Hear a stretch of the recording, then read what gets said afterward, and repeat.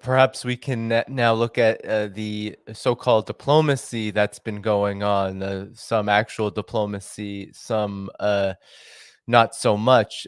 Actually, it's been a while since we spoke, Scott. So there is, of course, the Arab League summit where you had Bashar al-Assad come back after Syria was readmitted, a great moment, but you had Zelensky there quite strangely, and he was lecturing the Arab countries, telling them that they needed to oppose Russia and that Ukraine knows what it's like to be colonized and all of this really nonsense. But more recently, just in the last week or so, you had a delegation of African countries, I believe it was 7 top leaders, Zambia, South Africa, and many others, South Africa leading the mission for the African Union. And something very curious happened. And I want to play a tweet from um, detailing this, where you had the head of the security service for President Cyril Ramaphosa.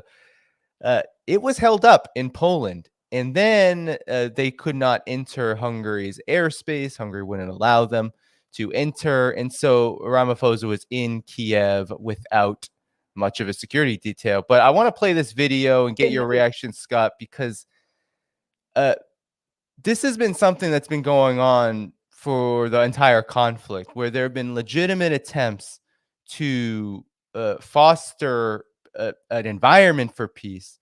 And you have Ukraine's so-called allies, and of course the United States and NATO countries all stymieing it. So I just want to play this video real quick of kind of the scene of what happened and get your reaction. This aircraft, since we arrived here yesterday afternoon at about 1:30 in the afternoon, they are here. They have not been able to move to Kiev in order to go and protect President Ramaphosa. Wally Rueda, the head of the Presidential Protection Unit, practically yesterday saying that they are pretty much in the limbo. The Polish government is not cooperating with them, and they are effectively sabotaging President Cyril Ramaphosa's security detail. They did try to take out the weapons from the cargo of the plane yesterday evening for us in order to disembark from this plane, but they threatened to confiscate the weapons on the issue of permits. So at this point in time, Alden,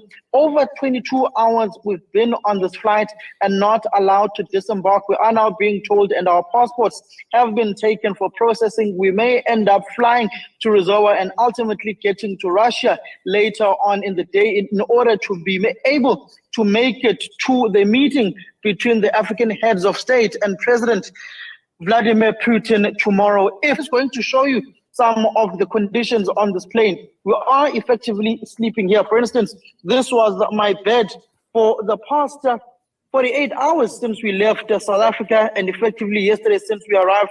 I have been sleeping here. Other colleagues have been sleeping on these chairs of this aircraft.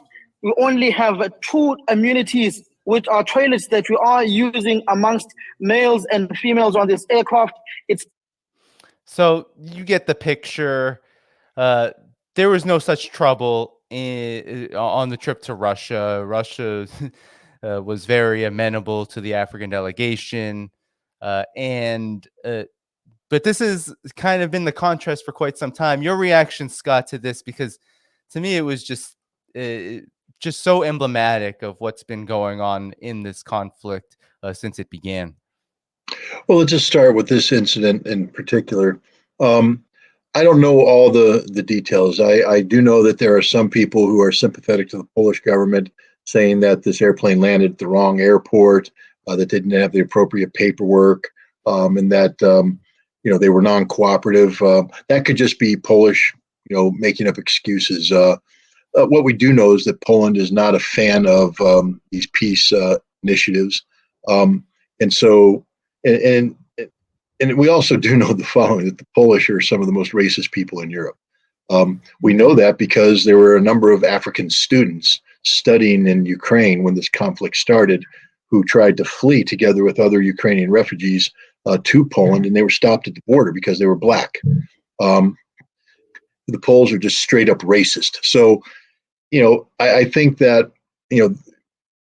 more investigation has to be done, but you have to understand with the history of racism that people are allowed to assume that the actions that are taken towards the security detail were racist in terms of their intent and also disruptive to try and disrupt the peace process. And that's the reality. Look, there's only been one nation that has actively sought a negotiated settlement to this conflict, and that's Russia.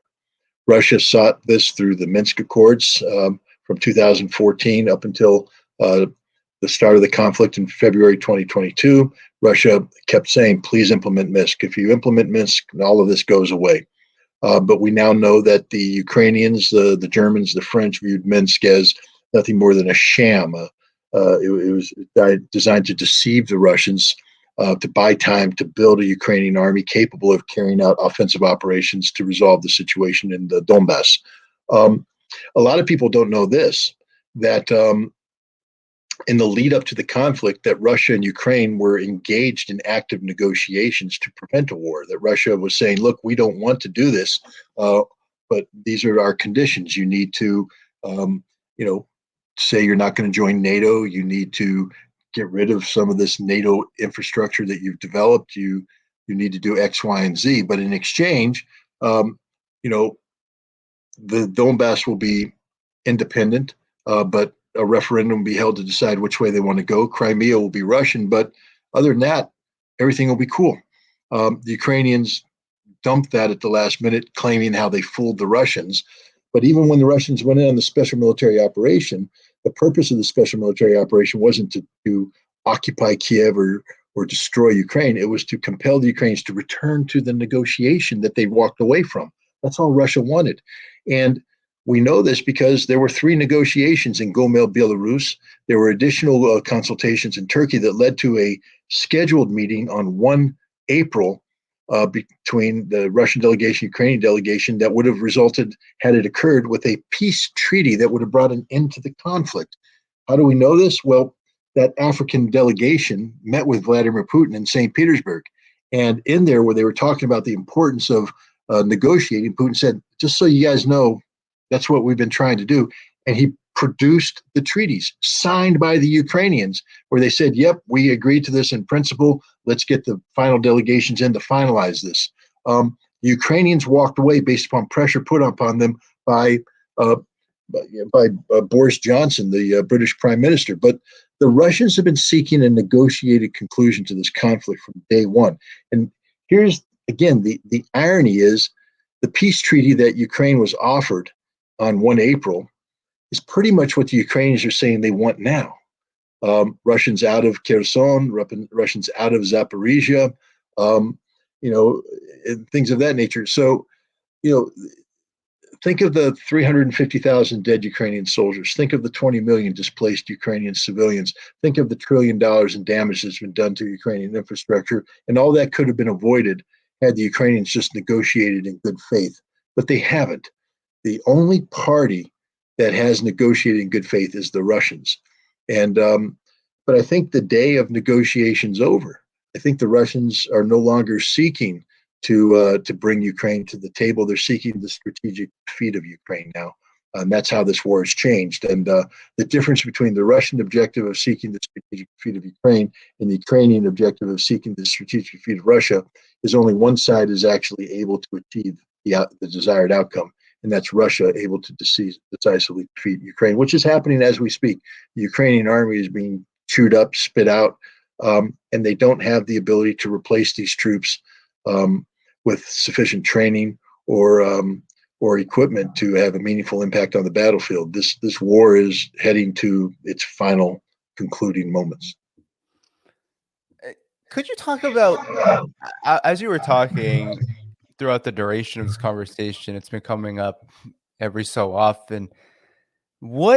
So Ukraine, we know that Ukraine, we've known since 2014, even before that, there's a lot of interference in the United States. Nothing really happens in Ukraine's government without the United States. A lot of training, a lot of influence held over the Ukraine's government. But even so, could you talk about what now that kind of the reality is really clear. It's hard to avoid. Not even the Western mainstream media can really avoid the destruction that's going on, and also even just these examples of how Ukraine just rejects any kind of peace process, and Russia and these African countries, BRICS countries, China, all these countries are trying their best to create an environment for peace. And Ukraine, more often than not, is the loudest opponent. And so, what's in it for these? You could call puppets, you could call it whatever they are. This political class that is at the helm of this conflict. Like, what's in it for them at the end of the day? Because it feels, I mean, this feels really perilous. We're talking about manpower problems, weapon systems problems. We're talking about possible nuclear confrontation down the road because of all of these limitations that are coming to the fore. So, what's in it for them? It just seems absolutely. There's not even an inkling of maybe we need to slow down even. It just seems like this process of speeding up this war, speeding up the inevitable, it seems to be most enthusiastically pushed by the Ukraine side. Well, for the Ukrainians, there's two facets to this problem. We'll start with the non-Nazis, the average Ukrainian. They have been told that Ukraine is going to become a member of NATO, and therefore that they will get these security guarantees against Russia by being a member of NATO. They've also been told that they will be invited into the European Union. And so what they're looking at is a prosperous Ukraine plugged into the rest of Europe, that Ukraine will finally be the European nation it always wanted to be, treated as an equal, get the respect. And for a lot of Ukrainians, they're like, yeah, that's what we want. You know, we if we choose the Russia path, which of course Viktor Yanukovych had chosen, he rejected the joining the EU. He said, no, we're going to stick with Russia. From many Ukrainians are, believe that, well, that just will make us the perpetual junior partner. And we don't want to be the junior partner. We want to be our own, the lead, Ukraine, a powerful nation, part of the European Union, where we believe we could dominate. So there's a lot of that going on. There's also the fact that this conflict provides the only pathway to power for the Banderists, for the Nazis. These people were a minority. They're a majority in Western Ukraine, but a minority throughout Ukraine. But they were able to use the unrest that was generated by the United States in promoting the events that led up to the 2014 Maidan movement in Kiev. They were able to use this so that they could leverage their willingness to commit acts of violence into real political power. Even though they can't get the votes at the polls, it doesn't matter, because all these Nazis had to do is go up to, for instance, President Zelensky and say, if you implement Minsk, we will hang your body right there on Stepan Bandera Avenue in Kiev. And they meant it. And that's the thing. Anybody in parliament who speaks out against them gets beat up or killed or worse, because that's what Nazis do. That's what thugs do. And the Banderas are thugs. So this war represents the vehicle in which the Nazi movement has become mainstream, because, I think anybody who studied history understands that when you have violence, when you have war, when you have the chaos, when you have the disruption, extremes tend to become the norm. And these Nazis have become the norm. They are taking over. They are in control of the military. They are in control of civil society. Look at the military. The people in the military now willingly wear the emblems of the Nazi Waffen SS. They sing songs to Stepan Bandera on their graduation. These aren't the Azov people. These aren't the nationalist units. This is the mainstream Ukrainian army. General Zaluzhny, their commander, has a portrait of Stepan Bandera in his office. Okay, so the Banderas have taken over the security system. They control the intelligence service. They control the Ministry of Interior. They control the military. And in doing so, they now control the government. And so the Nazis need this war, need the continuation of this war to create the conditions which they believe are necessary for the um, the birth of the perfect Ukrainian nation. That is a Ukrainian nation free of the taint of Russia. You see, they view the Russians as an ethnic inferiority. They call them orcs, Muscals, and they want to kill them. And when I say they want to kill them, I mean they want to kill them. We saw what they do. They put them in buildings and burn them. Vladimir Putin at the St. Petersburg International Economic Forum played a video clip that showed what the Banderas do: hack babies to death, hack mothers to death, kill thousands of civilians, shuttle people into barns and set the barns on fire. Anybody who leaves the barn gets mowed down by a machine gun. This is what the Banderas do. They're the triggermen of Babi Yar, killing 30 to 40,000 Jews in Kiev. They were the people who carried out rampages throughout Eastern Europe. They were the thugs that the Nazis used to intimidate people and murder people. And these are the people who declared war against the Polish citizens. Volyn massacre, 110,000 people slaughtered by the Banderas from 1943 to 1944. The Banderas are the people that the CIA turned to at the conclusion of World War II, using German Nazi intelligence, which were running the Banderas as a stay-behind force to disrupt the Red Army, Soviet Army. The CIA took over that operation, and from 1945 until 1954, CIA ran a covert war inside Western Ukraine, inside Poland, inside Ukraine proper, that resulted in the deaths of around 48,000 Soviet security forces. 48,000. That's sort of like almost what the Americans lost in Vietnam. It killed 250,000 Russian civilians. That's 250,000, in case people have trouble understanding what I'm saying. And probably cost another 150 to 200,000 Banderist supporters. This was an extraordinarily bloody conflict that nobody knows about. The CIA backed it. Now, in 1954, when the Banderas were finally defeated, around 150, 200,000 of them fled Ukraine to go into diaspora. They live in Canada, they live in Great Britain, they live in Australia, they live in America. 60 miles from here, from Albany, New York, is a little sleepy village of Ellenville, New York. In Ellenville, they have a park called Heroes Park. And in Heroes Park, they have a statue to Stepan Bandera and other Nazi thugs, Nazi murderers, Ukrainian nationalists, all. And every summer, the American Ukrainian community gathers there, and they have children camps where they wear Nazi uniforms. They hold Stepan Bandera's photograph. They sing praises. They have torch parades. This is in America today. Right now, we have Nazi parades glorifying the triggerman of Adolf Hitler's Waffen-SS, who is responsible for the deaths of hundreds of thousands of people. And this is the national hero of Ukraine as we speak.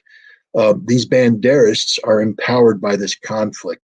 So the longer this war goes on, the more powerful and influential they become. And this is part of a CIA strategy. I'm trying to tell people that Banderists have always worked for the CIA since the end of the conflict. Even when the Banderists were defeated and fled into diaspora, the diaspora was used by the CIA to reach out into Ukraine to keep the Banderist ideology in the shadows. Now, they had some help with a big assist from Nikita Khrushchev. You remember in 1954, they're defeated. About 150,000 of them were arrested, sent to the Gulag, 10, 15, 25-year sentences because they're bad people. But in 1956, Nikita Khrushchev decided that he was going to expose the crimes of Joseph Stalin. And he began the process of, condemning Stalin. In order to do that, he opened up the Gulag and let everybody out and said they're political prisoners, including 150,000 Banderists who returned to Ukraine and now reintegrated themselves into Ukraine. And from 1956 until 1990, the CIA paid them to get back into power, to insinuate themselves. It's an ongoing CIA operation. Now, in 1990, the CIA stopped paying them because the Cold War was over. The wall was going to come down. It had come down. They were there. But the CIA, it's not that the United States stopped paying them. The CIA just found different ways to pay. For instance, instead of the CIA paying them directly, They use the National Endowment for Democracy, or they use other non-governmental organizations to provide funding for these banderists. And we can see through Victoria Nuland's intercepted phone call in 2014 that she knew that the people she was picking were close to the right sector, to the banderists. She was deliberately trying to promote these Nazis into high government offices because that's been the American plan. We've been using the banderists all along. And so this conflict is desirable not only for the banderists, but for the United States, because it allows us to empower those whom we really want to govern. This is why Congress, again, this is something for people to reflect on. Let's take a good Jewish American boy named Jamie Raskin. Now, he is a representative from the state of Maryland. And my God, he is a pious Jewish man of faith, and I respect that. And he's somebody who felt strongly about the fact that U.S. taxpayer dollars in 2015 were being used to train something called the Azov Battalion. And so Jamie Raskin and others supported an amendment to the Defense Authorization Act that said no money, American taxpayer money, can be used to train the Azov. Why? Because they're Nazis. He said, we're not going to pay for training Nazis. Jamie Raskin. Last year in 2022, Jamie Raskin was one of several congressmen who denied there being Nazis in Ukraine when American representatives reminded him that there was an amendment to not fund them. He said, you're supporting Vladimir Putin by manufacturing the lie that there are Nazis in Ukraine. Then he turned around and invited 4 Azov Battalion thugs, murderers, Nazis, into the People's House where they were celebrated, wined, dined. They were allowed to sell the patches with Nazi symbols, sell them in an auction in the United States Congress to raise money for what? For the Nazis. We have lost our moral compass. We have lost our way. We are supporting the sickest, crudest, most odious people on the planet. And we support them by continuing the slaughter, by continuing this war. We know they can't win, but we do it anyways because the goal is to kill Russians. And the people who like to kill Russians are the banderists. Yeah, well, as you were talking, I was remembering the Ukrainian National Guard's tweet, which is still up. I'm not going to pull it up due to possible censorship issues later, but essentially it was the Ukrainian National Guard showing Azov fighters bathing their bullets in pig's blood to use against Chechen fighters, Chechen soldiers, those who practice Islam. I mean, this is how absolutely just unhinged and fascist these forces are, and the great enablers, as you said, are the United States and the NATO countries. And I was hearing you on Richard Medhurst, and maybe to just conclude on this diplomacy point, obviously the United States and NATO, they know what they're doing. These European countries, the United States, they know what they're doing. They know who they're supporting. They know and ostensibly people like Mr. Milley and Lloyd Austin and these folks, they know where this could go. As you were speaking earlier about the potential for nuclear war and everything going boom and bye. So, I mean, I've heard you say it before that the United States is willing to take that risk. Do you feel like there are any forces that don't want to take this risk? When I think about just the U.S.-China relationship, obviously there's business, executives, corporate executives. They don't necessarily want to take the risk with war. But in terms of the foreign policy establishment, I mean, how are you seeing this diplomatically from that point of view, just given all of what you just laid out in terms of who the United States has been willing to get into bed with? Well, one of the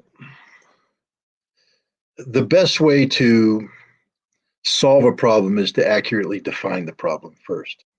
And what we have right now are people in Washington, D.C. Saying that the solution to the problem is continuing to double down on stupid, in effect, to continue this investment into the slaughter of Ukrainian men and the destruction of Western technology, et cetera.